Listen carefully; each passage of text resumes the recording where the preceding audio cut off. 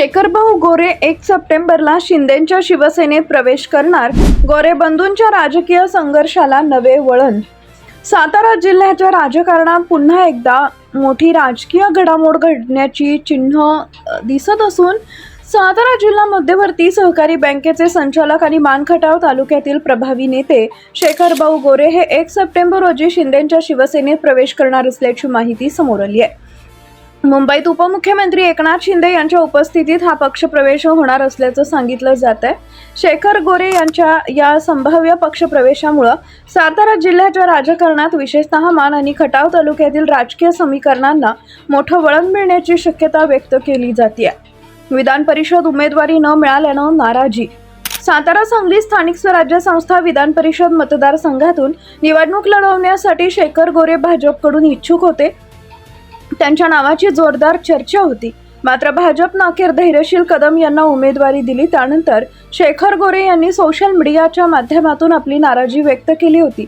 साहेब, मी नक्की कुठं चुकलो असा सवाल करत त्यांनी मुख्यमंत्री देवेंद्र फडणवीस यांच्या प्रती आपली खंत व्यक्त केली होती. या घटनेनंतर शेखर गोरे भाजपमध्ये अस्वस्थ असल्याची चर्चा राजकीय वर्तुळात सुरू झाली होती.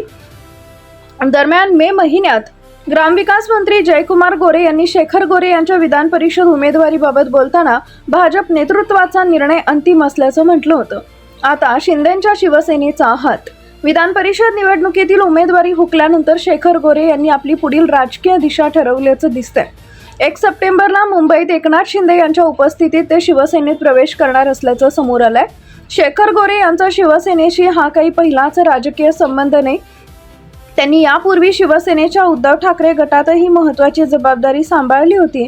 त्यामुळे आता पुन्हा शिवसेनेत मात्र शिंदे गटात प्रवेश केल्यास त्यांचा राजकीय प्रवासाला नवे वळण मिळणार आहे. त्यांच्या पूर्वीच्या राजकीय वाटचालीत राष्ट्रवादी काँग्रेसचाही टप्पा राहिलाय. गोरे बंधूंच्या राजकीय संघर्षाला नवे वळण. शेखर गोरे यांच्या संभाव्य पक्षप्रवेशाची सर्वाधिक चर्चा गोरे बंधूंच्या राजकीय समीकरणामुळे होत आहे. शेखर गोरे हे ग्रामविकास मंत्री जयकुमार गोरे यांचे बंधू आहेत. दोन्ही भावांची राजकीय वाटचाल काही काळ एकत्र झाली असली तरी पुढे दोघांनी स्वतंत्र राजकीय भूमिका घेतल्या.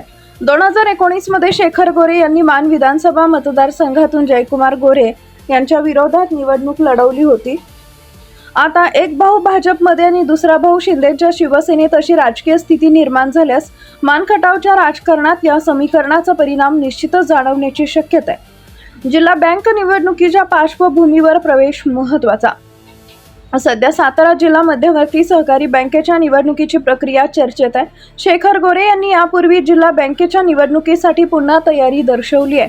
त्यांनी निवडणूक ताकदीनं लढवण्याचा निर्धार व्यक्त केलाय. त्यांच्या भूमिकेमुळे जयकुमार गोरे यांच्या समोर ही राजकीय अडचण निर्माण होऊ शकते अशी चर्चा आहे. त्यामुळे शिवसेनेत प्रवेश प्लस जिल्हा बँक निवडणूक प्लस मानखटावचे राजकारण या तिन्ही गोष्टी एकत्र पाहिल्या शेखर गोरे यांच्या निर्णयाचे महत्त्व अधिक वाढते.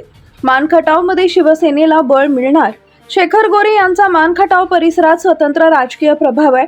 त्यामुळे त्यांच्या पक्षप्रवेशामुळे शिंदेंच्या शिवसेनेला या भागात संघटनात्मक बळ मिळू शकते.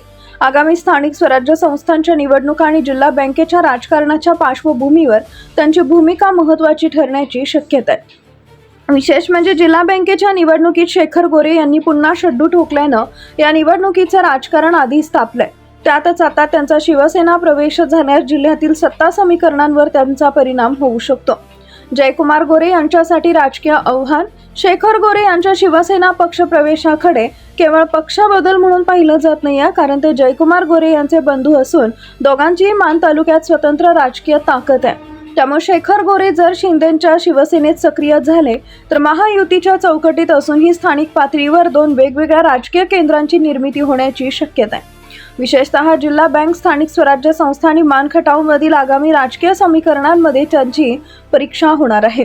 एकीकडे भाजपचे जयकुमार गोरे तर दुसरीकडे शिंदेंच्या शिवसेनेचे शेखर गोरे अशी परिस्थिती निर्माण झाल्यास सातारा जिल्ह्याच्या राजकारणात गोरे बंधूंची राजकीय टक्कर पुन्हा चर्चेच्या केंद्रस्थानी येऊ शकते. 1 सप्टेंबरकडे राजकीय वर्तुळाचे लक्ष.